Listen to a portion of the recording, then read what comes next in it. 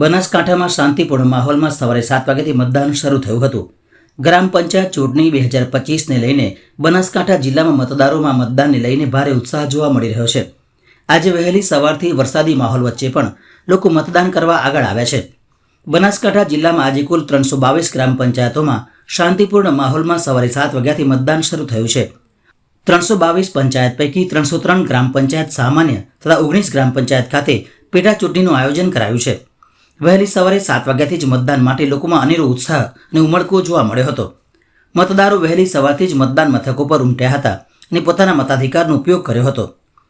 જિલ્લા ચૂંટણી અધિકારી અને વહીવટીતંત્ર દ્વારા લોકોને ચૂંટણીના પર્વમાં વધુમાં વધુ ભાગ લઈને પોતાના મતાધિકારનો ઉપયોગ કરવા અપીલ કરાઈ હતી। ચુસ્ત પોલીસ બંદોબસ્ત સાથે શાંતિપૂર્ણ માહોલમાં મતદાન પ્રક્રિયા શરૂ થઈ હતી।